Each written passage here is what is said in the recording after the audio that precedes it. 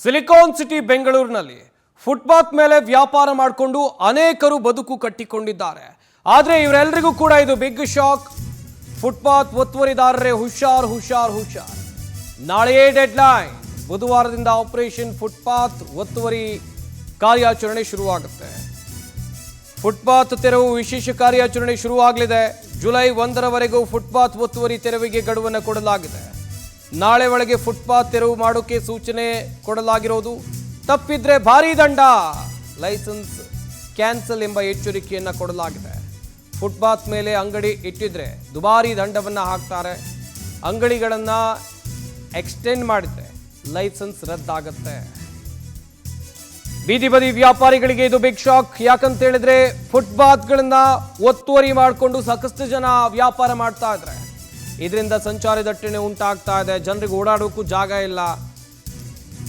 ಈ ರೀತಿಯಾಗಿ ನೋಡ್ತಾ ಇರ್ಬೋದು, ಬೆಂಗಳೂರಿನ ಸಾಕಷ್ಟು ಕಡೆಗಳಲ್ಲಿ ಈ ರೀತಿಯಾಗಿ ಅಕ್ರಮವಾಗಿ ವ್ಯಾಪಾರವನ್ನ ಮಾಡುವ ಕೆಲಸ ಆಗ್ತಾ ಇದೆ. ಇದೇ ವಿಚಾರಕ್ಕೆ ಸಂಬಂಧಪಟ್ಟ ಹಾಗೆ ನಮ್ಮ ಪ್ರತಿನಿಧಿ ಶಶಿಧರ್ ನೇರ ಸಂಪರ್ಕದಲ್ಲಿ ಜಾಯ್ನ್ ಆಗಿ ಮಾಹಿತಿಯನ್ನು ಕೊಡ್ತಾರೆ. ಶಶಿಧರ್, ಬೆಂಗಳೂರಿನಲ್ಲಿ ಸಾಕಷ್ಟು ಕಡೆಗಳನ್ನು ನಾವು ಗಮನಿಸಬಹುದು, ಈ ಫುಟ್ಪಾತ್ಗಳನ್ನು ಒತ್ತುವರಿ ಮಾಡಿಕೊಂಡು ವ್ಯಾಪಾರವನ್ನು ಮಾಡ್ತಾ ಇದ್ದಾರೆ. ಇದರಿಂದಾಗಿ ಸಮಸ್ಯೆಗಳು ಆಗ್ತಾ ಇದೆ. ಇವ್ರ ವಿರುದ್ಧ ಈಗ ಸರ್ಕಾರ ತೆಗೆದುಕೊಂಡಿರುವಂಥ ಕ್ರಮಗಳು ಏನೇನು? ಒಂದು ವೇಳೆ ಅವರು ತೆರವುಗೊಳಿಸದೇ ಇದ್ರೆ ಮುಂದೆ ಏನಾಗಬಹುದು? ಸಂಪತ್ತು, ಬೆಂಗಳೂರಿನ ಪರಿಸ್ಥಿತಿ ಯಾವ ರೀತಿಯಾಗಿ ಹೇಗಿದೆ ಅಂತಂದ್ರೆ, ಈ ಟ್ರಾಫಿಕ್ ಕಿರಿಕಿರಿಯನ್ನು ನೋಡ್ಬಿಟ್ರೆ ಸಾಕು, ಬೆಂಗಳೂರಿಗೆ ಬಂದಂಥವ್ರು ಹೊಸದಾಗಿ ಅಯ್ಯೋ ಬೇಡಪ್ಪ ಬೆಂಗಳೂರು ಸವಾಸ, ಫಸ್ಟ್ ಬೆಂಗಳೂರು ಬಿಟ್ಟು ಒಳಗಡೆ ಹೋಗೋಣ ಅನ್ನೋ ಮನಸ್ಥಿತಿ ಇವತ್ತು ನಿರ್ಮಾಣ ಆಗಿದೆ. ಇದಕ್ಕೆ ಕಾರಣ ಅಂತಂದ್ರೆ ನಗರ ಯೋಜನೆ ಅಂತ ಸ್ಪಷ್ಟವಾಗಿ ಹೇಳ್ಬೋದು. ಯಾಕೆಂತಂದ್ರೆ ಪ್ರತಿಯೊಂದು ನಗರಕ್ಕೂ ಕೂಡ ತನ್ನದೇ ಅಂತ ಯೋಜನೆ ಇರುತ್ತೆ. ಆ ಬ್ಲೂ ಪ್ರಿಂಟ್ ಪ್ರಕಾರನೇ ಕಟ್ಟಡಗಳನ್ನು ಕೂಡ ಕಟ್ಟಬೇಕು, ರಸ್ತೆಗಳನ್ನ ನಿರ್ಮಾಣ ಮಾಡಬೇಕು. 18 ಅಡಿ ರಸ್ತೆಯಲ್ಲಿ ಯಾವ ರೀತಿಯಾಗಿ ಗುಣಮಟ್ಟ ಇರಬೇಕು, ಮೂಲಭೂತ ಸೌಕರ್ಯಗಳಿರಬೇಕು, ಫುಟ್ಪಾತ್ ಎಷ್ಟಿರಬೇಕು, ಅದೇ ರೀತಿಯಲ್ಲಿ ಕೂಡ 30 ಅಡಿ ಆಗಿರ್ಬೋದು, 60 ಅಡಿ ಆಗಿರ್ಬೋದು, 80 ಫೀಟು, 100 ಫೀಟು, ಯಾವುದೇ ರಸ್ತೆ ಆದರೂ ಕೂಡ ಸರಿಯಾದಂತ ಮೂಲಭೂತ ಸೌಕರ್ಯಗಳನ್ನ ಒದಗಿಸಬೇಕು. ಇನ್ನು ಸಾರ್ವಜನಿಕರು ಅಂತ ಬಂದಾಗ ಪ್ರತಿಯೊಂದು ರಸ್ತೆಯಲ್ಲೂ ಕೂಡ ಫುಟ್ಪಾತ್ ಕಡ್ಡಾಯವಾಗಿ ಇರಲೇಬೇಕು. ಆದ್ರೆ ಬೆಂಗಳೂರಿನಲ್ಲಿ ಎಲ್ಲೂ ಕೂಡ ಫುಟ್ಪಾತ್ ಕಾಣಿಸ್ತಾ ಇಲ್ಲ. ಯಾರು ಕೂಡ ನಡ್ಕೊಂಡು ಹೋಗಕ್ಕಾಗ್ತಾ ಇಲ್ಲ, ಪಾರ್ಕಿಂಗ್ ಮಾಡೋದಕ್ಕಾಗ್ತಾ ಇಲ್ಲ. ಸಲೀಸಾಗಿ ಒಂದು ಆಂಬುಲೆನ್ಸ್ ಕೂಡ ಇವತ್ತು ಸ್ಪೀಡ್ ಆಗಿ ಹೋಗಕ್ಕೆ ಆಗ್ತಾ ಇಲ್ಲ. ಇಷ್ಟರ ಮಟ್ಟಿಗೆ ಹದಗೆಟ್ಟಿರುವಂತ ಬೆಂಗಳೂರು ಇವತ್ತು ನಿರ್ಮಾಣ ಆಗಿದೆ. ಇನ್ನು ಇದಕ್ಕೆ ಮುಖ್ಯ ಕಾರಣ ಅಂತ ಕೇಳಿದಾಗ GB ಅಧಿಕಾರಿಗಳು ಕೊಟ್ಟಂತ ಕಾರಣ ಅಂತಂದ್ರೆ ಫುಟ್ಪಾತ್ ಅನ್ನ ಒತ್ತುವರಿ ಮಾಡ್ಕೊಂಡಿದ್ದಾರೆ ಅಂತ. ಇದೇ ಕಾರಣಕ್ಕಾಗಿ ಆಯ್ತು ಫುಟ್ಪಾತ್ ಅನ್ನ ಎಲ್ಲರೂ ಕೂಡ ಒತ್ತುವರಿ ತೆರವನ್ನ ಮಾಡಿ, ಇಲ್ಲ ಆದ್ರೆ ಅದಕ್ಕಿಂತ ಮುಂಚಿತವಾಗಿ ಯಾರ್ಯಾರು ಒತ್ತುವರಿಯನ್ನ ಮಾಡ್ಕೊಂಡಿದ್ರೆ ಅವರಿಗೆ ಸೂಚನೆ ಕೊಡಿ, ಜುಲೈ 1ನೇ ತಾರೀಕು ಒಳಗಡೆಗೆ ಅವರೇ ತೆರವನ್ನ ಮಾಡ್ಕೊಳ್ಳಿ, ಇಲ್ಲವಾದ್ರೆ ನೀವೇ ತೆರವು ಮಾಡಿ ಅವರಿಗೆ ದಂಡವನ್ನ ವಿಧಿಸಿ ಅಂತ ಹೇಳ್ಬಿಟ್ಟು ಬೆಂಗಳೂರು ಉಸ್ತುವಾರಿ ಸಚಿವಂತ ಕೃಷ್ಣಬೈರೇಗೌಡರು ಖಡಕ್ ಆದೇಶವನ್ನು ಕೂಡ ಕೊಟ್ಟಿದ್ದಾರೆ. ಇನ್ನು ಫುಟ್ಪಾತ್ ಅನ್ನ ಒತ್ತುವರಿ ತೆರವು ಮಾಡ್ಕೊಳ್ಳೋದಕ್ಕೆ ಇನ್ನು ಕೇವಲ 2 ದಿನ ಮಾತ್ರ ಬಾಕಿ ಇದೆ. ಯಾವ ರೀತಿಯಾದಂತಹ ಫುಟ್ಪಾತ್ ಗಳನ್ನ ತೆರವು ಮಾಡ್ಬೇಕಂತ ಹೇಳ್ಬಿಟ್ಟು ಒಂದಷ್ಟು ಸೂಚನೆ ಕೂಡ ಕೊಟ್ಟಿದ್ದಾರೆ.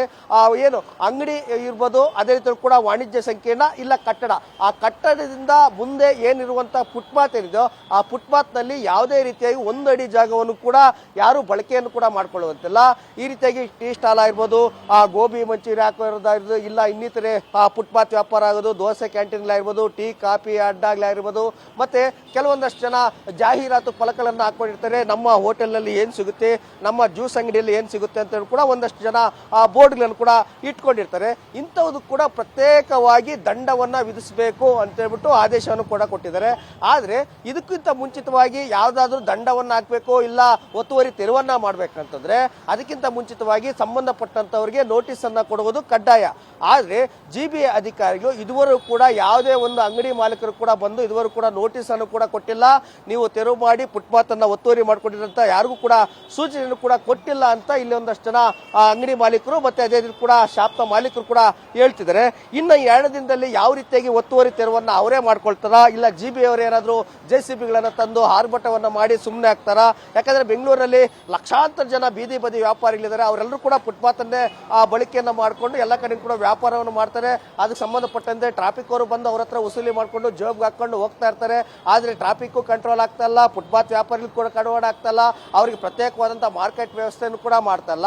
ಈ ರೀತಿಯಾದಂತಹ ಪರಿಸ್ಥಿತಿಯಲ್ಲಿ ಬಹಳ ಬೆಂಗಳೂರು ಸಾಕಷ್ಟು ಹದಗೆಟ್ಟಿದೆ. ಇನ್ನು ಒಂದಷ್ಟು ಜನ ಅಂಗಡಿ ಜೊತೆ ಅಲ್ಲೇ ವೆಹಿಕಲ್ಸ್ ಅನ್ನು ಕೂಡ ಇಟ್ಕೊಂಡಿರ್ತಾರೆ. ಯಾಕಂದ್ರೆ ಯಾವೊಬ್ಬ ಕಟ್ಟಡ ಮಾಲೀಕರು ಕೂಡ ತಮ್ಮದ ಕಟ್ಟಡದಲ್ಲಿ ಒಂದೇ ಒಂದು ಬೈಕ್ ನಿಲ್ಸ್ಕೊಳ್ಳೋದಕ್ಕೆ ಕೂಡ ಜಾಗವನ್ನು ಬಿಡೋದಿಲ್ಲ. ಅಷ್ಟರ ಮಟ್ಟಿಗೆ ಇವತ್ತು ಭೂ ಮಾಫಿಯಾ ಶುರು ಆಗಿದೆ. ಹೀಗಾಗಿ ಪ್ರತಿಯೊಬ್ಬರು ಕೂಡ ಬಾಡಿಗೆದಾರನಾಗಿರ್ಬೋದು, ಕಟ್ಟಡದ ಮಾಲೀಕರಾಗಿರ್ಬೋದು, ಎಲ್ಲರೂ ಕೂಡ ಫುಟ್ಪಾತ್ ಮೇಲೆ ಬೈಕ್ ಪಾರ್ಕಿಂಗ್ ಅನ್ನ ಮಾಡ್ತಾರೆ.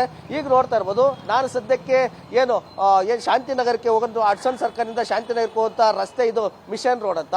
ಇದು ಪ್ರಮುಖವಾದ ನಗರದಲ್ಲಿ ಒಂದು ರಸ್ತೆ ಕೂಡ ಹೌದು. ಬನ್ನೇರ್ಘಟ್ಟ, ಅದೇ ರೀತಿ ಕೂಡ ಹೊಸೂರು ರಸ್ತೆ, ಈ ರೀತಿಯಾಗಿ ಪ್ರಮುಖ ರಸ್ತೆಗಳಿಗೆ ಸಂಪರ್ಕ ಕಲಿಸುವಂತ ರಸ್ತೆ.